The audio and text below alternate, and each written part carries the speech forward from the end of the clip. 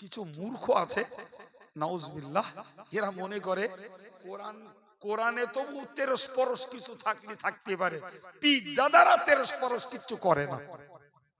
ওরা যা বলে কোরআনের থেকেও সত্যি বলে।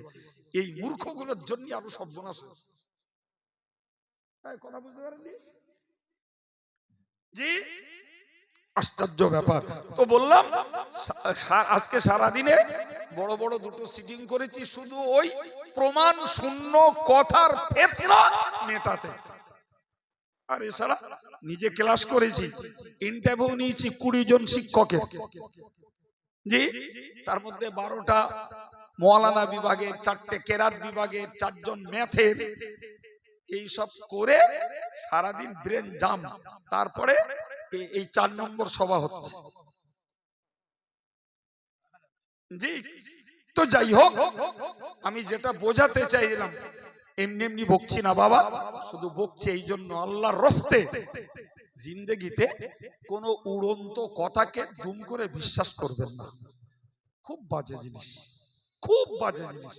সময় থাকে যাচাই করবেন, না হলে কানে পড়েছে হজম করে দেবেন। ভালো বলেছি না খারাপ বলেছি? যদি নিছাক মনটা হালু চালু করে, আচ্ছা ভাই খোঁজ নে এর তথ্য কোথায়, গোড়া কোথায়, না হলে ভাই সেই বাঁশের কুঞ্চির পানি খাওয়া মতন হবে। বলো, রাত 1:30টার সময় বাঁশ বাগানে লাইট মেরে হারকেন ধরিয়ে রস খাচ্ছে, যে নিয়ে দেখাবে তার ব্যামো সেরে যাবে, শেষ পর্যন্ত দেখা যাচ্ছে যে একটা বেজম্মা খবর। এই বুঝতে পারেননি? মূলত বাঁশের কুঞ্চির পানিতে মাদকতা আছে, ওটা এমনি শরীয়তের মশলায় পান করা নিষেধ। তুই যখন খেতে যাচ্ছিস তাহলে তার মৌলিকত্বটা, গোড়াটা আগে খোঁজ। ওইরকম হচ্ছে। কথা বুঝতে পারলেন কি প্রিয় ভাই আমার?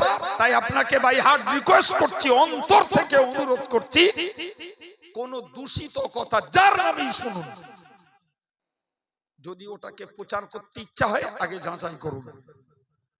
আর যদি মনে করেন আমার যাচাই করার সময় নেই, যা পারে হোক গে যা বাবা, কানে এসছে হজম করে দেন, আর কিচ্ছু না হোক পাপের হাত থেকে বেঁচে যাবেন। যাই হোক, ফিরে চলুন আমার ঘটনাটা বলার মূল লক্ষ্য। ঘটনা মানে জ্ঞান। নাজরানের খ্রিস্টানরা 60 জন পাদ্রী সুদূর নাজরান থেকে মদিনা তৈয়বাতে চলে এসেছেন। চলে যখন এসছেন তখন দুপুর, তখন কি বলেছি বাবু, দুপুর। তবে বাজার মানে সেকালেও মদিনার বাজার ছিল, বাজার মানে কম বেশি বাজারে কিছু লোককে সবসময় পাওয়া যায়, না পাওয়া যায়।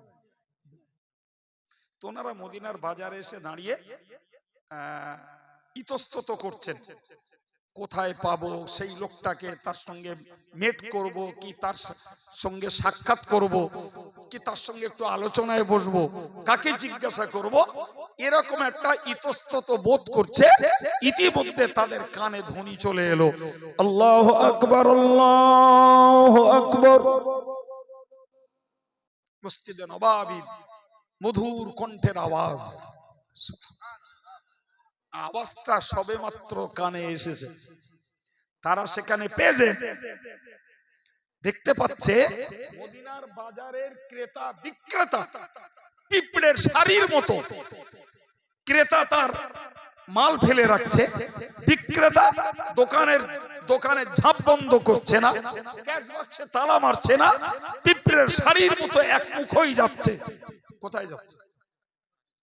মসজিদে নববী।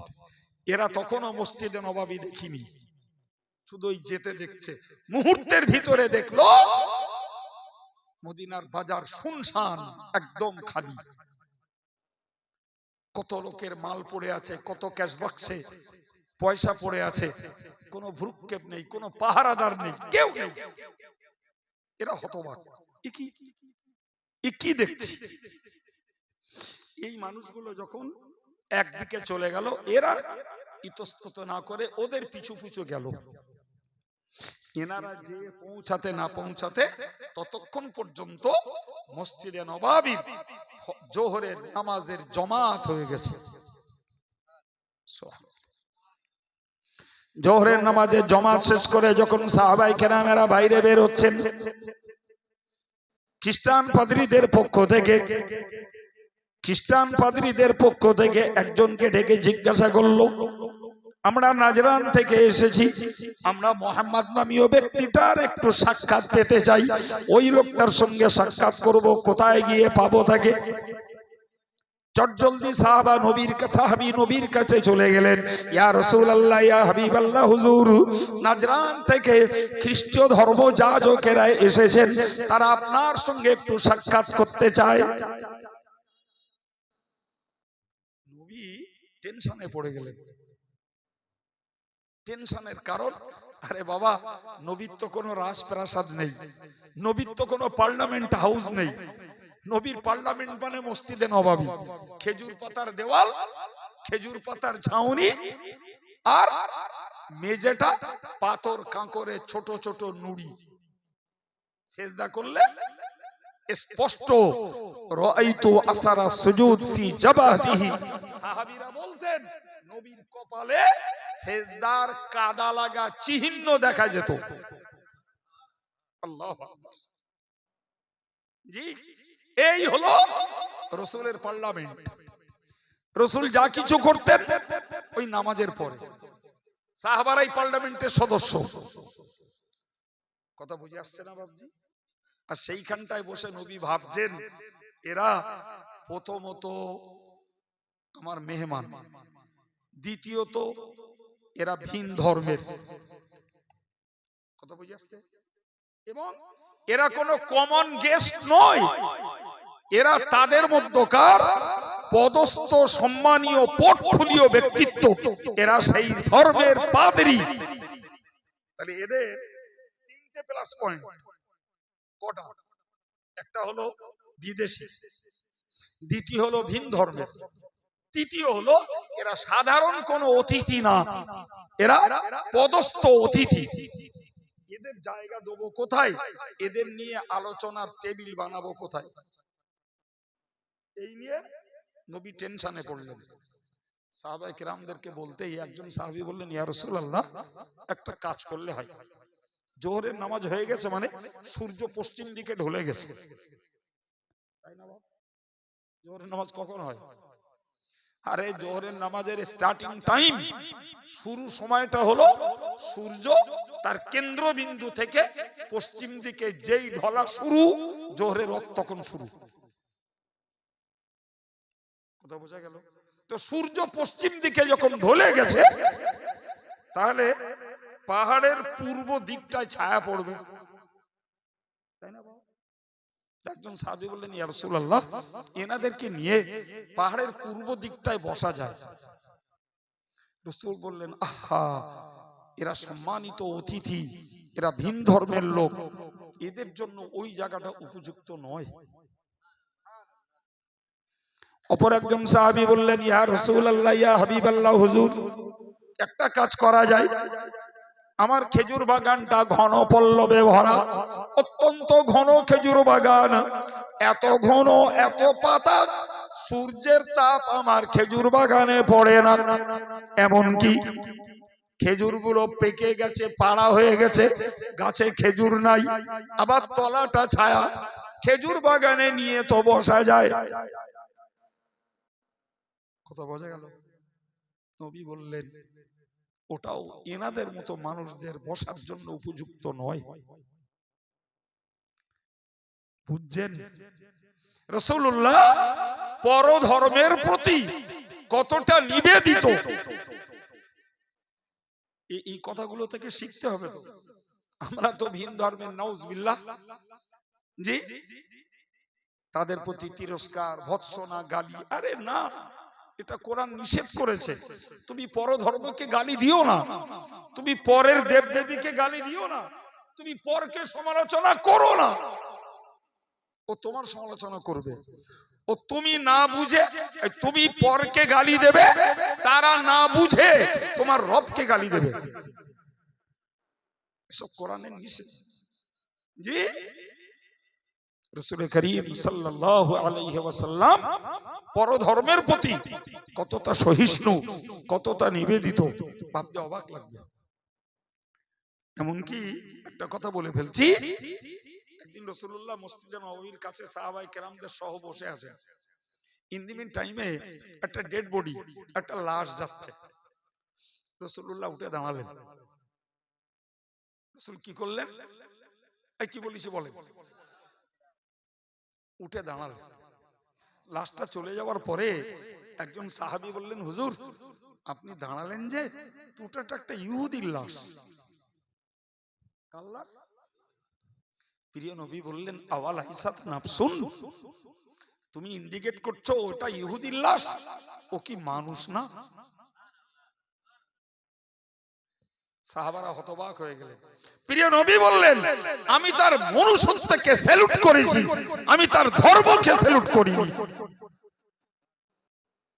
ভাই আমার জাতি যদি জাতীয় কথাগুলো শিখতো আর বুঝতো, তাহলে দুমদাম উড়ন্ত খবরে সাম্প্রদায়িক দাঙ্গা বাঁধিয়ে বসতো না।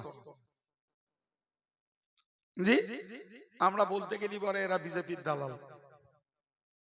বাস্তবে ঘটেছে, বাস্তবে ঘটেছে। আমিও শুনেছি, মাতিন সাহেবও শুনেছে, তাও অন্য কোথাও না, বেড়া চাপা। জাতিকে ধৈর্য ধরতে বলে উপহার পেয়েছি ওই, আর আমাদের কথা না নিয়ে আজও জেল খাটতেছে। খাটো, কি করব? প্রিয় ভাইরা আমার, কথার পৃষ্ঠে কথা বলতে বেড়ে ফেললাম, আর বলবো না। তো আমি যেটা বোঝাতে চাইছি, রাসূল করিম সাল্লাল্লাহু আলাইহি ওয়াসাল্লাম ওদেরকে বললেন, এক কাজ করো, আমার যা আছে সেটাই যথেষ্ট। সাহাবীকে বললেন, যাও ওনাদেরকে ডেকে মসজিদে নববীতে নিয়ে এসো। কোথায় জায়গা দিলেন? কোথায় জায়গা দিলেন? তারা কোন ধর্মের? আল্লাহু আকবার। সম্মানিত ভাইরা আমার, প্রিয় নবী সাল্লাল্লাহু আলাইহি ওয়াসাল্লামের সঙ্গে ওরা একটা আলোচনায় বসলো, রাসূলের পরিচয় নিল। রাসূল করিম সাল্লাল্লাহু আলাইহি ওয়াসাল্লামের কাছে তারা জানতে চাইল, এই দুর্ধর্ষ বর্বর উচ্ছৃঙ্খল যুদ্ধংদেহী, যাদের যুদ্ধের মানসিকতা, সবসময় মারামারি কাটাকাটির মানসিকতা, এই জাতটাকে আপনি পরিবর্তন করলেন কি দিয়ে? ভাইটাল, তাই না? তারা তো দেখছে মুহাম্মাদের এই হাল, এই তো হাল, অস্ত্র নেই, সেনা নেই, কোন প্রতিরক্ষামূলক কোন ব্যবস্থা মুহাম্মাদের নেই। সুবহানাল্লাহ, কিচ্ছু নেই। তাহলে এই লোকটা এই বর্বর, অসভ্য, অশিক্ষিত, উচ্ছৃঙ্খল সমাজটাকে পরিবর্তন ঘটালেন কি দিয়ে? প্রিয় নবী তাদেরকে একটা কথা বলেছিলেন যে, আমি একটি অবলম্বনে এই যাত্রার পরিবর্তন ঘটিয়েছি, সে ঘটেছে, সেটা হলো এদের দিলে, এদের কলিজায় আল্লাহর ভয় ঢুকিয়েছে।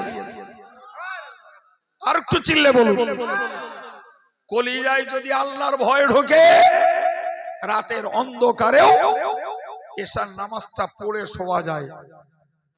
আর কলিজায় যদি আল্লাহর ভয় না ঢোকে, তাহলে বউটাকে বলা যায় স্বরূপনগর ছিলাম, ওখান থেকে পড়ে এসছি, আর স্বরূপনগর ওয়ালাদের বলা যায় বাড়ি যেয়ে পড়বেন। কথা বুঝতে পারেননি?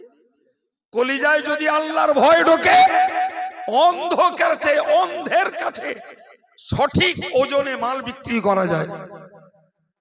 কলিজায় খোদার ভয় ঢুকলে অন্ধকে সচল টাকা দেওয়া যায়। আর যদি কলিজায় খোদার ভয় না ঢোকে, চোকলারে জাল নোট দিয়ে কেটে পড়ে। কলিজায় যদি খোদার ভয় ঢোকে, মালিককে লাগে না, মালিকের পাহারাদারি ছাড়াই বিনা ফাঁকিতে কাজ করা যায়। জি, আর কলিজায় যদি আল্লাহর ভয় না ঢোকে, মসজিদে যেয়ে ঝগড়া বাঁধিয়ে বাড়ি আসা যায়। কথা বুঝে আসছে বাবজি? প্রিয় ভাইরা আমার, আমি আপনাকে বোঝাতে চাইছি, রাসূল করিম সাল্লাল্লাহু আলাইহি ওয়াসাল্লাম তাদের কাছে ইসলামের দাওয়াত দিলেন। দেবেন না দেবেন না? ওটা ওই জন্যই তো নবী তাদের কাছে ঈমানের দাওয়াত দিলেন। কিন্তু খ্রিস্টান পাদ্রীরা তারা তাদের দায়িত্ববোধ বললেন, দেখুন আমরা একলা নই, আমাদের সমর্থক সদস্য অনুসারী প্রচুর, সুতরাং আমরা যদি আপনার দাওয়াতকে অ্যাকসেপ্ট করে ধর্ম পরিবর্তন ঘটাই তাহলে আমরা আমাদের স্বজাতির কাছে কৈফিয়ত দিতে পারবো না। তাদের যুক্তি আছে কথার। তবে তারা বললেন আপনার দাওয়াতকে আমরা বয়ে নাজরান পর্যন্ত নিয়ে যাব। এই পরবর্তীকালে আমরা ইতিহাসকে, ইসলামের ইতিহাসকে চর্চা করে দেখেছি, ওই নাজরানের লোকেদের হাদিসের কিতাবে বর্ণিত আছে। তার মানে প্রমাণ হয়েছে যে নাজরানে রাসূলুল্লাহর ঈমানের দাওয়াত পৌঁছে গেছে এবং তারা ইসলাম কবুল করেছে। তবে তারা নবীর দরবারে বসে নবীর বক্তব্যকে, নবীর স্পিচকে, নবীর হাদিসকে কোট করে তারা বর্ণনাও করেছে। আর একটু ওই লোকগুলো নবীর কাছে চাইলো আমরা একটু প্রেয়ার করব। মদিনা থেকে কেবলা হলো, আমাদের কেবলা দক্ষিণ দিকে। কোন দিকে বলেছি? রাসূলুল্লাহ কবরে শায়িত আছেন, রাসূলের মাথা আছে, রাসূলের মাথা পশ্চিম দিকে, পা পূর্ব দিকে। রাসূলের মাথা না, ভুল বলছি, রাসূলের মুখ দক্ষিণ দিকে, রাসূলের মাথা পশ্চিম দিকে, রাসূলের পা পূর্ব দিকে। এইভাবে রাসূল শায়িত আছে। এক কথায় মদিনা থেকে কিবলা হলো দক্ষিণ দিকে। খ্রিস্টানরা চাইলো আমরা একটু ইবাদত করব, ওদের কিবলা পূর্ব দিকে। কোন দিকে? পূর্ব দিকে। তার মানে আমাদের কেবলা ছাড়া ভিন্ন দিকে ওদের কেবলা। রাসূলুল্লাহ ওদেরকে পারমিশন দিলেন, ওরা মসজিদে নববীর এক ধারে যেয়ে পূর্ব দিকে ফিরে ওদের মতো ওরা ধর্ম চর্চা করে নিল। তবে এইখানটায় আমি একটা কথা আপনাদেরকে বলবো, না হলে আমরা তো কথার বাচ্চা পড়াতে জানি, পরে আবার বাচ্চা পড়ালে মুশকিল হয়ে যাবে। একটা কথা আপনাদেরকে বলবো, এই রাসূলুল্লাহ যখন ভিন ধর্মের লোকেদেরকে মসজিদে নববীতে জায়গা দিয়েছিলেন ভাই, তখন অমুসলিমদের মসজিদে যাওয়ার নিষেধাজ্ঞা জারি হয়নি। এটা মনে রাখুন, অমুসলিমদের মসজিদে ওঠার নিষেধাজ্ঞা জারি হয়েছে নবম হিজরিতে, রাসূলের ইন্তেকালের মাত্র 1 বছর আগে। কোরআন বলেছে ইন্নামাল মুশরিকুনা নাজাস, মুশরিকরা নাপাক, ফালা ইয়াকরাবুল মাসজিদাল হারাম, তারা যেন সম্মানিত মসজিদের ধারে পাশেও না ঘেঁষে। এখন যদি কেউ বলেন এটা মুসলমানদের একটা সংকীর্ণতা যে অন্য ধর্মের লোকেদেরকে এরা মসজিদে উঠতে দেয় না, আমি অন্য কোনো জবাব না দিয়ে ছোট করে এইটুকুই বলবো, পুরীর স্বর্ণ মন্দিরে মুসলমানদের ঢুকতে দাও না কেন বাবা?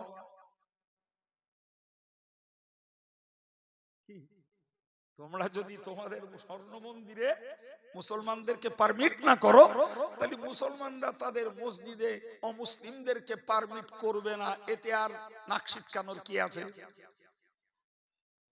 কথা বলেন জি। মক্কা শরীফ, কাবা শরীফের চারিপাশে বর্ডার আছে এবং বর্ডার আছে, সেখানে 24 ঘন্টা মিলিটারি পাহারা আছে। বড় বড় লেখা আছে, আরবিতে লেখা আছে মামনুউদ দুখুল লিগাইরিল মুসলিমিন, ইংরেজিতে লিখে দেওয়া আছে প্রহিবিটেড ফর নন মুসলিমস। এই বর্ডার ছাড়িয়ে ভিতরে কোন অমুসলিমদেরকে যেতে দেওয়া হবে না। মদিনাতে এয়ারপোর্ট তৈরি হয়েছে, তো অনেক এয়ার হোস্ট আছে অমুসলিম, বিভিন্ন দেশের বিমান যায় তো নাকি, হ্যাঁ, তো সেই বিমানের এয়ার হোস্ট যারা, বিমান সেবিকা যারা, তারা অনেক অমুসলিম থাকে। জি, এই জন্য সৌদি সরকার এয়ারপোর্টের গায়ে বিশাল রাজকীয় বিল্ডিং তৈরি করে দিয়েছে। জি, সেখানেই তাদের অবস্থান, সেখানেই হোটেল, সবকিছু পার্ক, সবকিছু। যে অমুসলিম এয়ার হোস্ট যারা, বিমান সেবিকা যারা, তারা আসবেন, এই বিল্ডিং তাদের জন্য। ওর ওধারে আমরা কথা বুঝতে পারেননি? জি, তোমাদেরকে মসজিদে নবাবী কিংবা বাইতুল্লাহ শরীফে যেতে দেওয়া হবে না, মানে তোমাদের প্রতি দুর্ব্যবহার, তোমাদের প্রতি অসৎ আচরণ, তোমাদের সেবার ঘাটতি ত্রুটি তা রাখবো না। সে বিল্ডিং দেখলে চোখ দাঁড়িয়ে যাবে, এত উন্নত মানের বিল্ডিং। তো ওদের কাছে জিজ্ঞেস করলাম, বললো এটা নন মুসলিমদের জন্য, যারা বিমান সেবিকা হিসাবে আসে, এটা তাদের হোটেল এবং তাদের নাইট ডে যাপনের, রাত দিন কাটানোর সময় এটা পার্ক আছে। আবার কখন তাদের বিমানের পালা আসবে তখন আবার বেরিয়ে যাবে। যাই হোক, আমি এত কথা আপনাদেরকে শোনালাম। জি, পাক্কা 1 ঘন্টার অধিক হয়েছে। যে কথাগুলো আপনাদেরকে শুনিয়েছি বাবু, আমার শোনার ওর মূল সার্থকতা হলো এটাই, যে আমরা কোরআনের কাছ থেকে যে বার্তাগুলো পাই, আমরা কোরআন পড়তে পারি না, আমরা কোরআনকে নিয়ে গবেষণা করি না, তার মিনিং, তার এক্সপ্লানেশন, তার অর্থ ব্যাখ্যা কিচ্ছু বুঝি না। কিন্তু আমাদের কাছে বড় সুবর্ণ সুযোগ হলো, বাঙালি মুসলিম সমাজের কাছে বাঙালি প্রকৃত যোগ্য আলেম বক্তা পড়ুয়া যারা, সবাই নয়, সবাই কি, যারা বক্তা আলেম পড়ুয়া ভাই, এদের কাছ থেকে আমরা কোরআনের বার্তাগুলো আলহামদুলিল্লাহ সহজে পেয়ে যাই। সুবহানাল্লাহ বলেন, ঠিক না ভুল বাবু? আমরা নামাজ পড়ি, দাড়ি রাখি, টুপি পরি, ভদ্র হই, সভ্য হই, বিনয় হই, পরিচ্ছন্ন হই, যাই হই ভাই, এগুলো সব পেয়েছি বাঙালি যোগ্য আলেম বক্তাদের কাছ থেকে। বার্তাগুলো বলো কোন আলেমের নিজস্ব পকেটের নয়, এগুলো সব কোরআনের ভান্ডারের। সুবহানাল্লাহ বলেন, এটাই আমাদের জন্য প্লাস পয়েন্ট।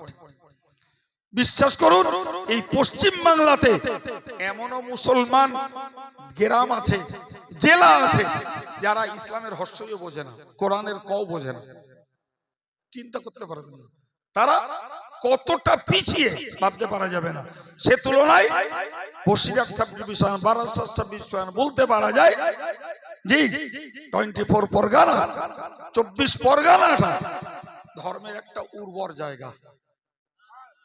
শিক্ষায়, সংস্কৃতিতে, সভ্যতায়, ভদ্রতায়, ইসলামী আচরণে অনেক উর্বর জায়গা। যদিও দুঃখের সঙ্গে বলতে হয়, আজও 40 থেকে 60% মানুষ এখনো পূর্ণতার সঙ্গে ধর্ম করে না। তবে অন্তত নাস্তিকটা একেবারে প্রকাশ্য নেই। যদি কেউ প্রকাশ্য নাস্তিক্য মতবাদ গ্রহণ করে আর চালায় ভাই, আর কিছু না হোক, ইসলাম ধর্ম অবলম্বী যারা, তারা অন্তত ওকে বিদ্যুতের মতন ঘৃণা করে ওর থেকে দূরে দাঁড়ায়। কি ঠিক না ভুল? ফলে কারোর যদি ভিতরে ভিতরে নাস্তিক্য মানসিকতা থাকে, সে এই ধার্মিকদের চাপে পড়ে প্রকাশ্য হাইলাইট হতে চায় না, যা আছে ভিতরে আছে।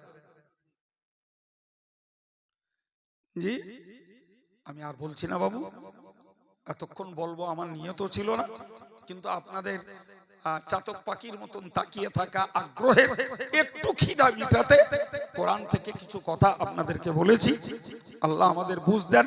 যারা আমলের উপরে রয়েছেন মজবুতির সঙ্গে আমলের কুড়িকে ধরুন, যারা আমলের উপরে নেই তাদেরকে অনুরোধ করছি, দেখুন আমি যতক্ষণ ভূপৃষ্ঠে দুনিয়াতে আছি বাবা, আমার রাজনীতির নেতা, মেম্বার, প্রধান, MLA, MP, doctor, master, barrister, minister এবং নিজের বয়ফ্রেন্ড, গার্লফ্রেন্ড কত কেউ আছে, তার হিসেব নেই।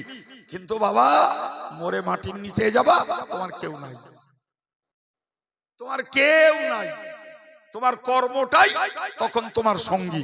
সুতরাং কম্পিউটারের যুগে, স্যাটেলাইটের যুগে আমি শিক্ষিত যুব সমাজকে বলবো, অন্তত পক্ষে একাকী কবর জীবনে নিজের নেক আমলটাকে সঙ্গী বানিয়ে তুমি চলার চেষ্টা করো, তবে তুমি বুদ্ধিমান।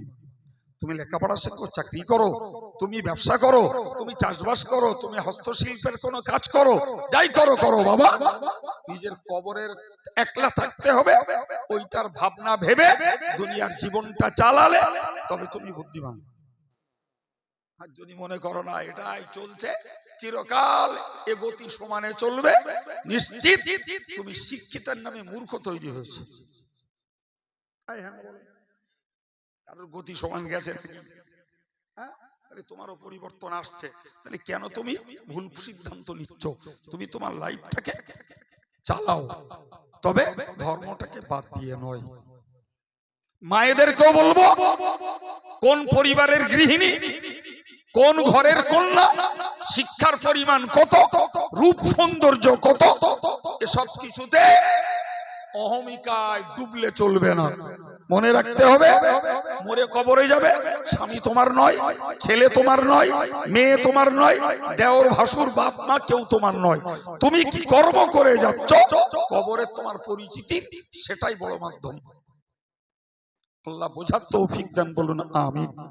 সম্মানিত ভাইরা আমার, একদম উঠেছি 8 মিনিট সময় অন্য কিছু নষ্ট না করে কিছু জ্ঞান চর্চা আল্লাহ করিয়েছেন, করেছি, একদম স্যাডেল ব্রেক, আর এগোবো না।